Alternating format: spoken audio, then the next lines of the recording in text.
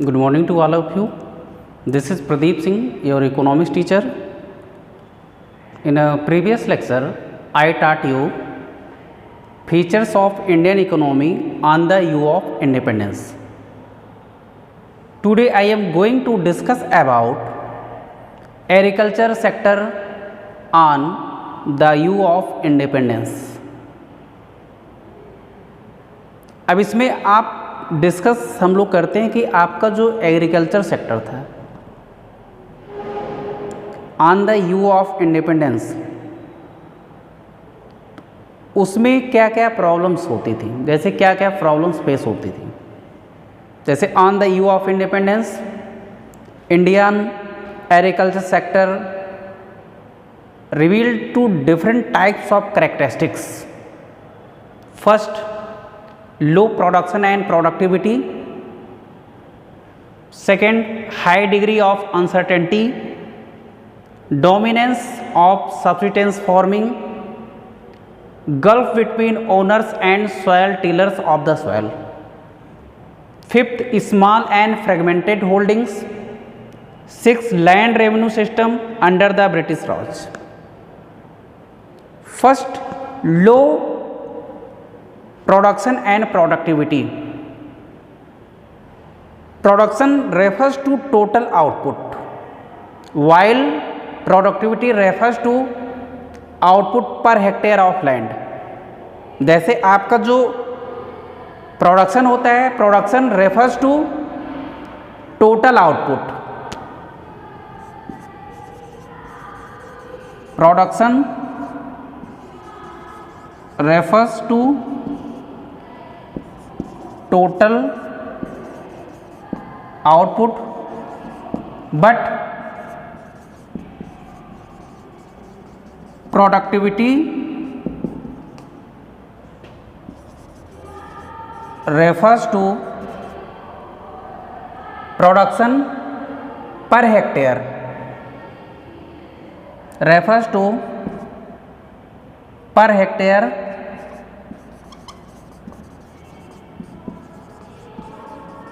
Production. इसमें आपका जो प्रोडक्टिविटी है, इसमें आपका जो प्रोडक्टिविटी होता है ये आपका पर हेक्टेयर प्रोडक्शन को, जैसे आपका पर हेक्टेयर प्रोडक्शन कितना आपका होता है और आपका जो प्रोडक्शन होता है, production refers to total output. जैसे आपका उसमें आपका कह सकते हैं refers to total output, while productivity refers to production per hectare of the land. तो इसमें आपका प्रोडक्शन पर हेक्टेयर, इसमें आपका refers to per hectare production of land. In the time of eve of independence, production as well as productivity were found extremely low on the eve of independence. In agriculture sector at the time of eve of the independence, production and productivity both are extremely very low. We are find out production means total output, while productivity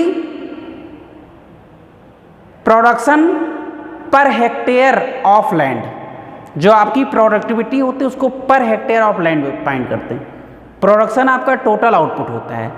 mean production and productivity both are extremely very low in the time of the eve of the independence. shows production and productivity levels in 1947 wheat and rice compared level of Sensex 216-17. जैसे आपका जो financial year है, accounting year 216 and 17 का production and productivity, जैसे इसमें wheat का और rice का हम लोग फाइंड करते हैं। तो इसमें हम टेबल के अकॉर्डिंग इसको रिप्रेजेंट करते हैं।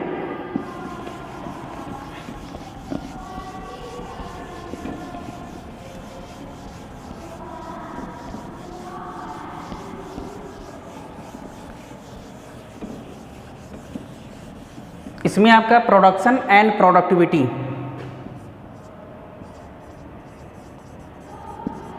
प्रोडक्शन एंड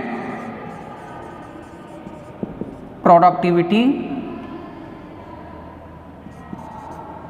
ये आपका है सेंसेक्स। जैसे आपका जो financial production and productivity of wheat and right, of wheat and rice, तो इसमें आपका 2016 और 17 का हम लोग अगर सेंसेक्स जैसे देखते हैं, कंपेयर करते हैं कि आपका 216-17 और इसमें आपका सोर्स द प्रोडक्शन, इसमें आपका सोर्स द प्रोडक्शन 1947 का इसमें हम लोग कंपेयर करेंगे 1947 में, और आपका 90 उसमें 16-17 में प्रोडक्शन क्या था। तो उसमें सोर्स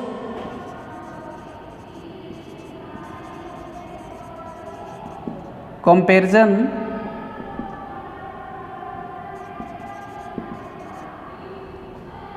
1947 एंड 2016 एंड 17 का। जैसे इसमें हम लोग कंपैरिजन करेंगे, ये आपका 216-17 का और आपका उसमें जो 1947 का सेंसेक्स है उसके अकॉर्डिंग हम लोग कंपेयर करेंगे। इसमें यह कह सकते हैं compare the level of production, compare the level of, compare the level of production. इसमें हम लोग कंपेयर करेंगे आपका level of production 1947 and 216 and 17। तो इसमें production and productivity of wheat and rice का। तो इसमें हम लोग पहले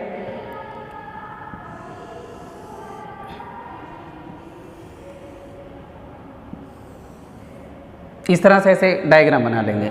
एक में आप जो है क्रॉप दिखा देंगे, जैसे इसमें आप इसको,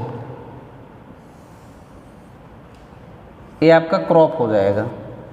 अब यहाँ पे हम लोग जो है प्रोडक्टिविटी केजी पर हेक्टेयर इसमें दिखाएंगे।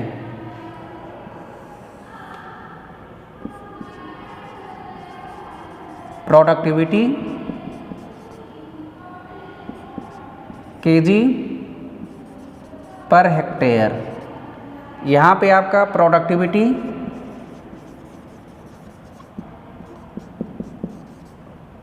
KG per hectare.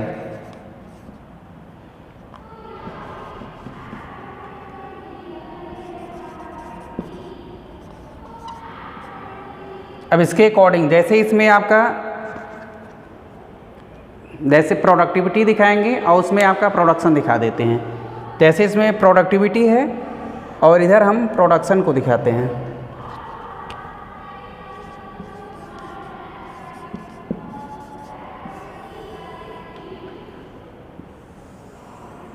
यहाँ पे देखेंगे 2 कॉलम्स हो जाएंगे। ये आपका हो जाएगा क्रॉप व्हीट 1947 है, और ये आपका 216, 17, 1947, 216 एंड 17। तो इसमें हम पहले जैसे आपका सपोज दैट ईयर को हम लोग दिखा देते हैं। ये आपका इस तरह से दिखाएंगे। यहाँ पे हम पहले व्हीट को दिखाते हैं। व्हीट हो गया, ये आपका राइस हो गया। तो इसमें हमारा जो प्रोडक्शन है, जैसे व्हीट का प्रोडक्शन आपका 660 है, ये आपका 3217 है, और इसमें हमारा जो टोटल प्रोडक्शन देखते हैं तो आपका 67 है और 900, ये आपका 84 सपोज दैट। इसमें आपका जो है 984, ये आपका 64, 984 है। और राइस का प्रोडक्शन जैसे आपकी सेकंड क्रॉप है राइस, राइस का आपका जो 1947 है प्रोडक्शन है 665 है, 665, और उसमें राइस का प्रोडक्शन 216-17 में आपका है 2550, 2550। इसमें प्रोडक्शन जो आपका पर केजी, जैसे इसमें आपका इसको हम इन टन में, प्रोडक्शन को जो है इसमें टन में हम लोग मेजर करेंगे। जैसे हम इसमें केजी जो है इसको लाख टन में मेजर कर रहे हैं।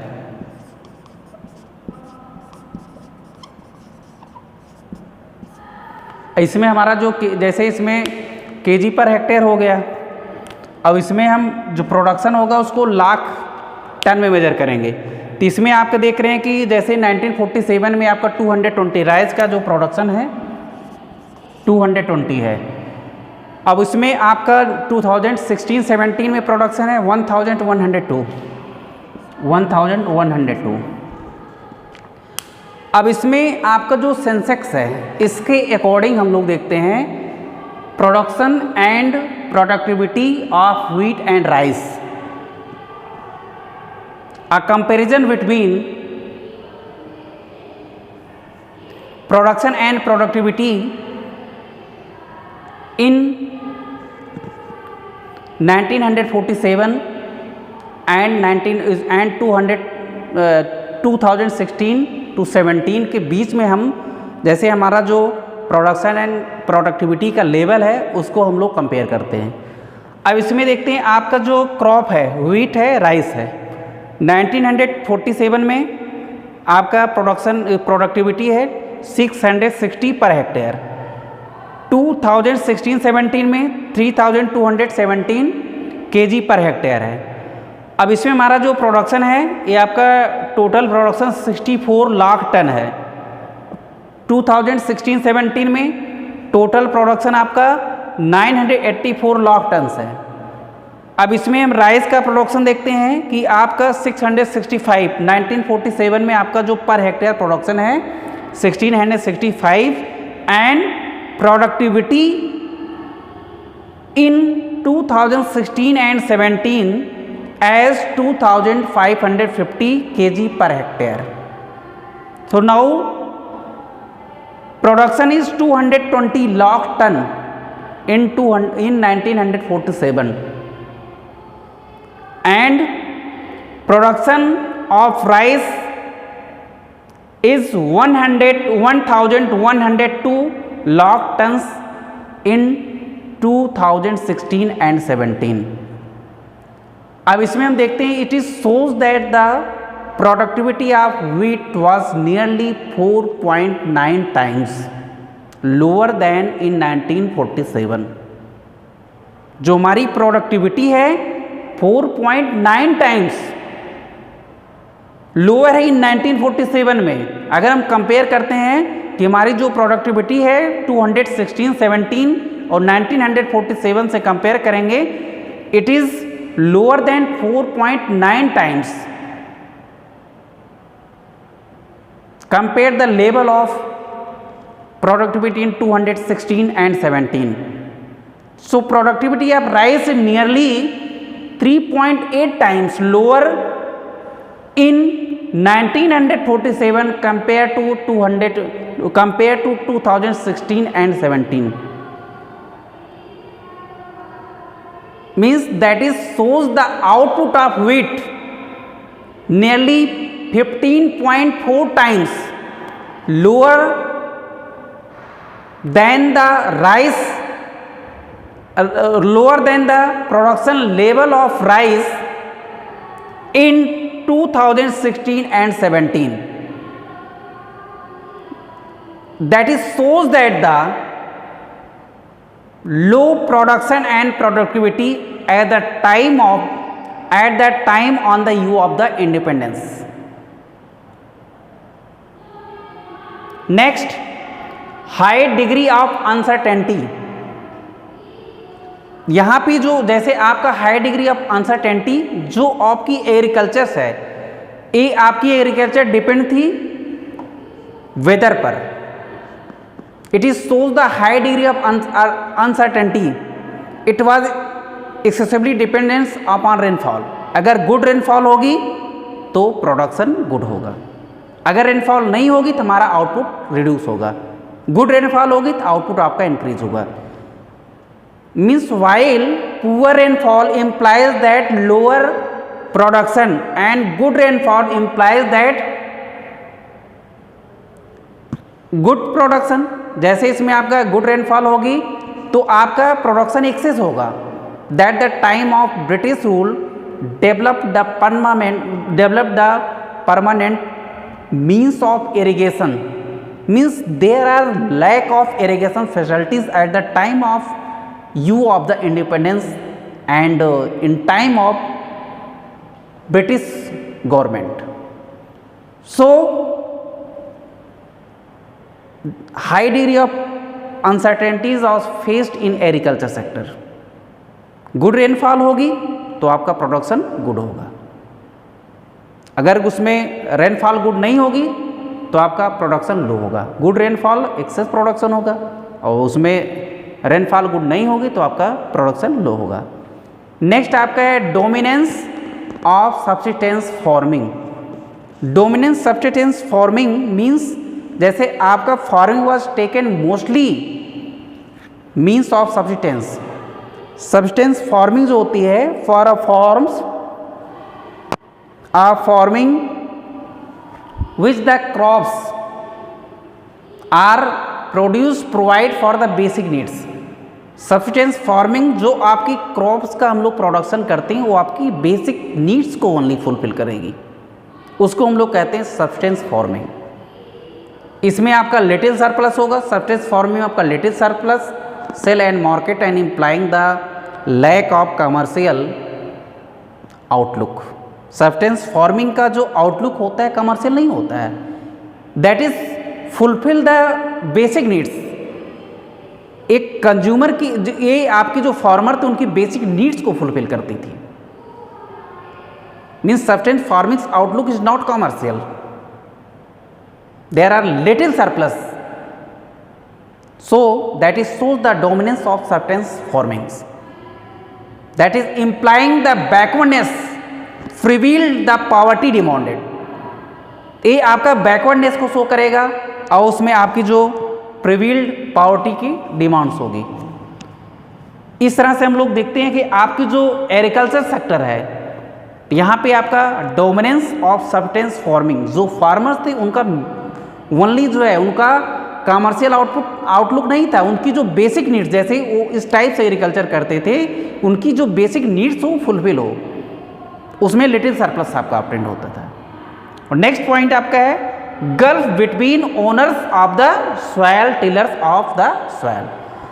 तो इसमें आपका जो जैसे हम एग्रीकल्चर सेक्टर में देखते हैं जो आपकी करेक्टरिस्टिक्स है during the British Raj the characteristics wide gulf between owners and the tillers of the soil. जैसे आपका इसमें देखेंगे कि जो सॉइल का जो ओनर्स है और उसमें जो आपका टिलर्स है, ये आपका जैसे one hand tillers of the soil and the wild owners are set the output in hardly. तो वहाँ पे जमींदारी सिस्टम था, there were merely interested and rental income, so share of output means soil were merely given the enough of the subsistence. उसमें जो है only जो है enough substance मिलता था। तो आप ब्रिटिश रॉज में देखेंगे कि आपका जो gulf between owners and tillers of the soil, तो सॉइल का जो ओनर था और जो टेलर्स थे जो फार्मर्स थे उनके बीच में बहुत ज़्यादा गल्फ था। उसका मेन पर्पस था कि जो जैसे इसमें आपके जो फार्मर्स थे वर्क करते थे, but during the British rows soil cultivated absolute poverty, means in a time of colonial period we are find the absolute poverty। जैसे आपकी जो एब्सोल्यूट पावर्टी शो कर इस तरह से आप देखेंगे कि आपका जो ओनर्स और आपके जो सॉइल टिलर थे उनके बिटवीन जो है बहुत ज़्यादा गैप है। जैसे आपका जो इसमें आपके जो टिलर्स थे वो आपके subsistence farming, there are little surplus in a farming, but owners जो थे, जो उनका जैसे प्रोडक्शन होता था, वो टिलर्स ओनली जो अपनी जो है लाइफ को सर्वाइव करने के लिए प्रोडक्शन करते थे, उसमें कोई सरप्लस नहीं होता था। बट जो उसमें ओनर्स था सॉइल का, उस पर टैक्सेस इम्पोज करके, जैसे उसमें लैंड रेवेन्यू इम्पोज करके,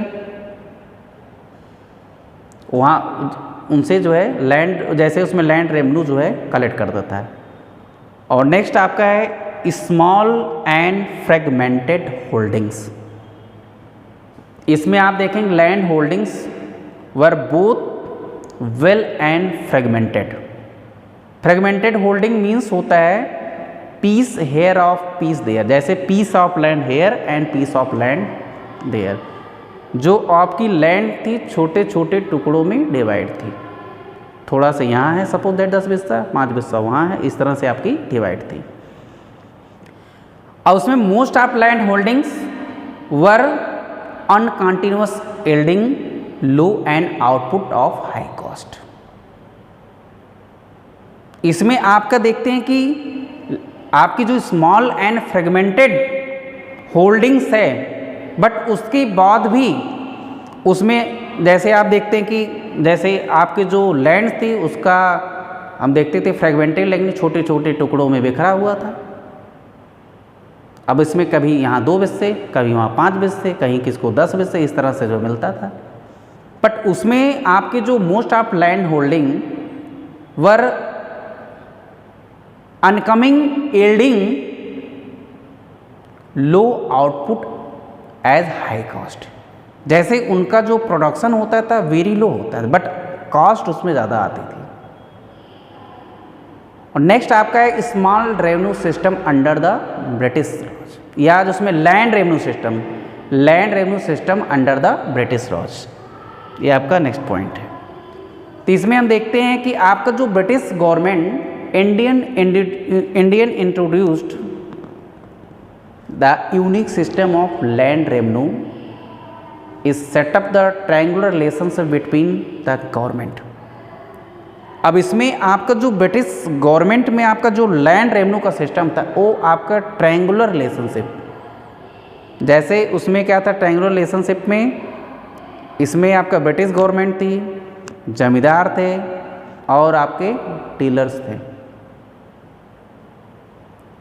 इसमें आपका ट्रायंगुलर रिलेशन, जैसे उसमें जो आपके लैंड रेवेन्यू, लैंड उसमें जो टैक्सेस इम्पोज किए जाते थे, that is popularly known as the zamindari system. इसको हम लोग zamindari system of the land revenue, that is there are distinct features of zamindari system. Zamindars were recognised as permanent owners of the soil. जमींदार को परमानेंट ओनर्स जो है बना दें, जैसे हम उनको पहचान करते थे कि जमींदार के पास जो परमानेंट ओनर जो है लैंड का जमींदार होता था। Zamindars were pay fix sum of the government to land revenue. Zamindar जो है ब्रिटिश गवर्नमेंट को जो फिक्स लैंड रेवेन्यू तो उसको पे करता था। Zamindars were free to extract much from the tillers of the soil as they could।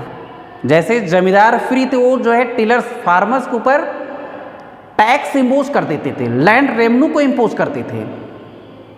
उनके ऊपर कोई जो है कंट्रोलिंग नहीं थी, उनके मन में जो आता था उसके अकॉर्डिंग वो टैक्सेस इम्पोज करते रहते थे। तो उसका इम्प्लीकेशन जो था revenue system was alarming for the farmers and farming most importantly. जैसे उसने अलार्म, जैसे आपका जो लैंड रेवेन्यू सिस्टम था वो फार्मर्स को उसने अलार्म किया।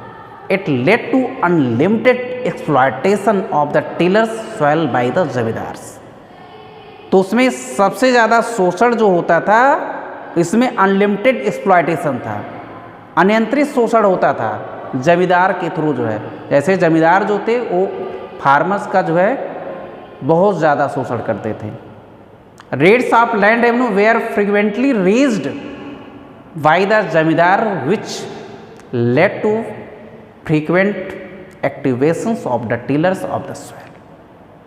जैसे टाइम टू टाइम आपके जो लैंड रेवेन्यू था, प्रोडक्शन हो या ना हो, उसको जो है हाई करते जाते थे, ऑलवेज उसको इंक्रीज करते जाते थे। And tillers were reduce the status of landless लेवलर। धीरे धीरे क्या हुआ, जो आपके टिलर्स थे रिड्यूस होते गए, लैंडलेस लेवलर, उनके पास लैंड ही नहीं थी। एंड लैंडलेस लेवलर the tillers merely got subsistence wage in kind. Landless labour होंगे तो उनको जो भी वेजेस मिलेंगे वो काम करने के लिए मजबूर हो जाएंगे, क्योंकि उनके पास कोई ऑप्शन ही नहीं था, अनएम्प्लॉयमेंट था। और उसमें नेक्स्ट आपका है force commercialisation of agriculture. 7 point है force commercialisation of agriculture. Forced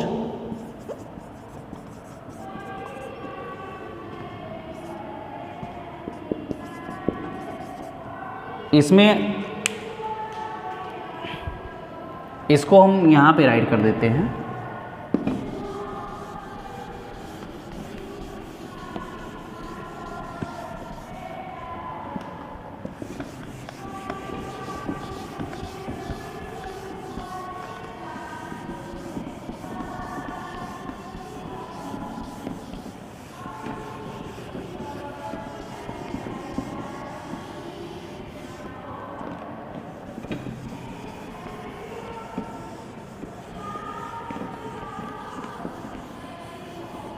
आपका नेक्स्ट पॉइंट है फोर्स कमर्शलाइजेशन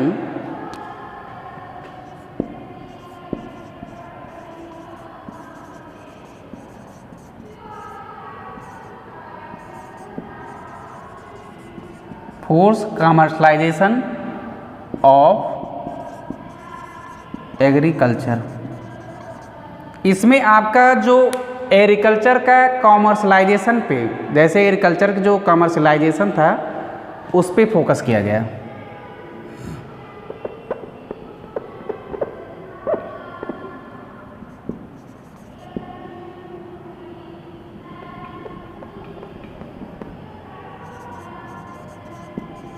इसमें आपकी जो उसमें एग्रीकल्चर थी उस पे जो है कॉमर्शलाइजेशन, जैसे उसका जो है कॉमर्शलाइजेशन हुआ।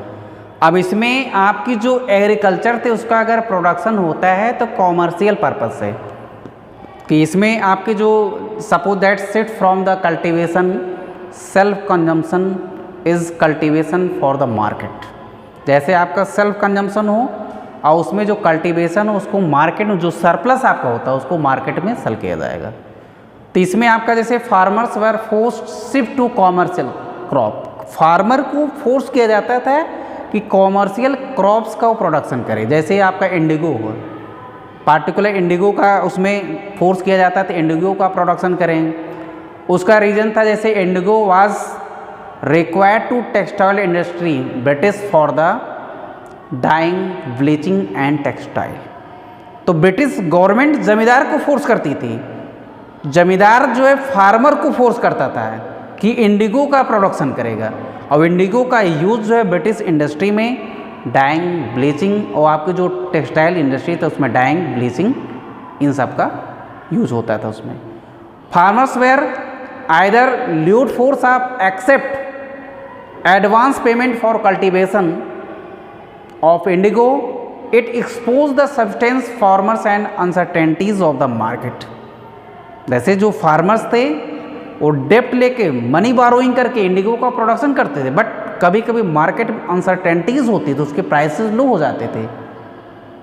जब प्राइसेस लो हो जाते थे या आपकी जो क्लाइमेट थी अगर उसके लिए एडॉप्टेड नहीं होती तो प्रोडक्शन लो होता था।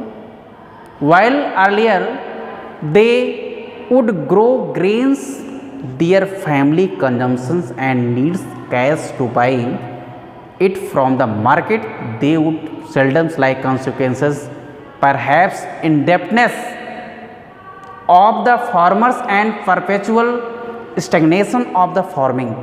तो उस कंडीशन में आपके जो फार्मर्स थे डेप्ट में चले जाते थे और उनका स्टेगनेशन होता है, या आपका so backward as well as against backward of agriculture is explained in forms like as low production, low productivity. इसमें आपका low production and low productivity, इसमें आपका प्रोडक्शन लो होता था और आपकी जो प्रोडक्टिविटी थी लो होती थी।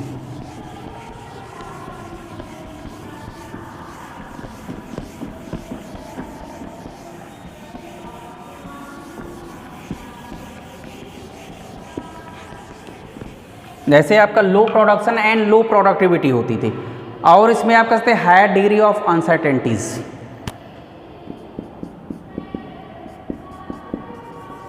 Higher degree of uncertainties.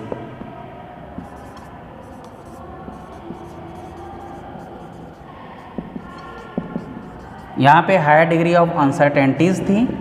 और इसमें आपका थर्ड पॉइंट है डोमिनेंस सब्सटेंस फॉर्मिंग, डोमिनेंस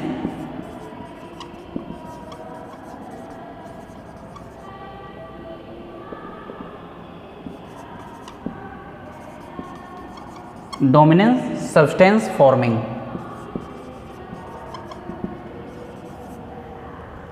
तो इसमें आपने देखा कि इसमें force of commercialisation of agriculture sector में, तो इसमें आपका और आपका इसमें होगा small and fragmented holding.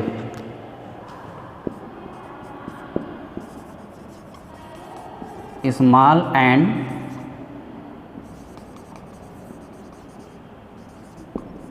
Fragmented holdings.